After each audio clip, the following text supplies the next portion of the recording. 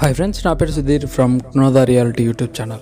Friends, ఈ వీడియోలో మనం నిజంగానే ఫోన్స్ లేక కంప్యూటర్స్ అనేవి రీబూట్ ఆర్ రీస్టార్ట్ చేయడం వల్ల ప్రాబ్లమ్స్ అనేవి సాల్వ్ అవుతాయా, ఎలా, అండ్ ఒకవేళ మనం మన కంప్యూటర్ని ప్రాపర్గా షట్ డౌన్ చేయకపోతే జరిగేది ఏమిటి అనేది ఈ వీడియోలో తెలుసుకుందాం.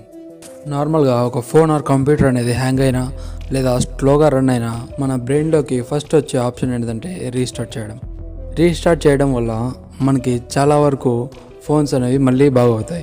ఇలా ఎలా జరుగుతుందో ఇప్పుడు చూద్దాం. నార్మల్గా కంప్యూటర్ హ్యాంగ్ అవ్వడం అనేది కొన్ని ఎర్రర్స్ వల్ల ఇలా జరుగుతుంది. నార్మల్గా మనం రోడ్ మీద వెళ్తున్నప్పుడు రోడ్ అనేది బ్లాక్ అయింది అనుకుందాం. అప్పుడు మనం ఏం చేస్తాం, ఇంకొక రోడ్లో వెళ్ళిపోతాం. కానీ ఇప్పుడు ఒక బ్రిడ్జ్ అనేది క్రాష్ అయిపోయింది అనుకుందాం. అప్పుడు మనం ఏం చేస్తాం, మనం మళ్ళీ వెనక్కి వెళ్ళి ఇంకొక దారి చూసుకోవాలి, మళ్ళీ వెనక్కి వెళ్ళాలి కదా. అలా వెనక్కి వెళ్ళడానికి మనం రీస్టార్ట్ అనే బటన్ని యూజ్ చేస్తాం. కొన్నిసార్లు కంప్యూటర్ దీన్ని సజెస్ట్ చేస్తూ ఉంటుంది, కొన్నిసార్లు మనమే చేసేస్తాం. అలాగే ఒక ఎర్రర్ వచ్చినప్పుడు కంప్యూటర్ కోడ్స్ నెక్స్ట్ ఏం చేయాలో తెలియనప్పుడు, అంటే ఒకవేళ రాంగ్ పాత్లో వెళ్ళినప్పుడు మనం రీస్టార్ట్ చేయడం వల్ల అవి మళ్ళీ ఫస్ట్ నుంచి స్టార్ట్ అయ్యి అప్పుడు వర్క్ చేసే ఛాన్స్ ఉంది. నార్మల్గా ఇలా రీబూట్ చేయడానికి రీజన్స్ ఏంటంటే, ఒకవేళ మన కంప్యూటర్ అనేది స్లోగా రన్ అయినప్పుడు లేదా హ్యాంగ్ అయినప్పుడు, మన డివైస్ అనేది ఎక్కువ హీట్ అయినప్పుడు, లేదా సిపియూలో ఫ్యాన్స్ అనేవి ఎక్కువ నాయిస్ చేస్తున్నప్పుడు, సాఫ్ట్వేర్ అనేది అప్డేట్ చేసినప్పుడు, లేదా సమ్ టైప్స్ ఆఫ్ ఇన్స్టాలేషన్స్ చేసినప్పుడు ఇలా జరుగుతుంది.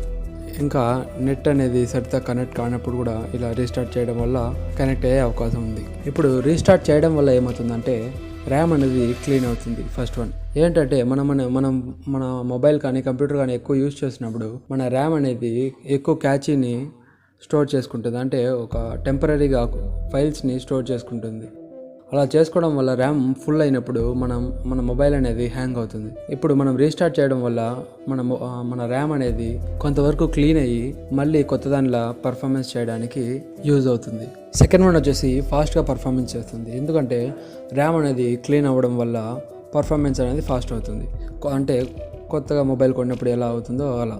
థర్డ్ వన్ వచ్చేసి మెమొరీ లీక్స్ని స్టాప్ చేస్తుంది. ఎలా అంటే, మనము ఇప్పుడు ఒక సాఫ్ట్వేర్ లేదా ఒక యాప్ని యూజ్ చేసి మళ్ళీ ఇంకొక యాప్కి వెళ్ళినప్పుడు, ఈ యాప్ని యూజ్ చేసినప్పుడు ఓపెన్ అయిన పేజ్ అనేది మళ్ళీ ఓపెన్ చేస్తే ఓపెన్ కాదు కొన్నిసార్లు కదా, అది మెమొరీ లీక్స్ వల్ల అలా జరుగుతుంది. ఇప్పుడు మనం రీస్టార్ట్ చేయడం వల్ల ఇలాంటివి ఆగిపోతాయి. ఫోర్త్ వన్ వచ్చేసి ఇంటర్నెట్ కనెక్షన్ని ఫిక్స్ చేస్తుంది. ఎలా అంటే, ఇప్పుడు రీస్టార్ట్ చేయడం వల్ల కనెక్షన్ అనేది మళ్ళీ రీకనెక్ట్ అవుతుంది. అలా కనెక్ట్ కావడం వల్ల మనకు ఇంటర్నెట్ కనెక్ట్ అయ్యే ఛాన్సెస్ కూడా ఉన్నాయి. ఫిఫ్త్ వన్ వచ్చేసి సేవ్ టైం. ఇది టైం కూడా సేవ్ చేస్తుంది, అలాగే మనీ కూడా సేవ్ చేస్తుంది. సెకండ్ క్వశ్చన్, మనం ప్రాపర్గా మన కంప్యూటర్ని షట్ డౌన్ చేయకపోతే ఏం జరుగుతుంది? నార్మల్గా మనకి ల్యాప్టాప్ కానీ కంప్యూటర్ కానీ షట్ డౌన్ చేయాలంటే చాలా విసుగుతో కూడుకున్న విషయం.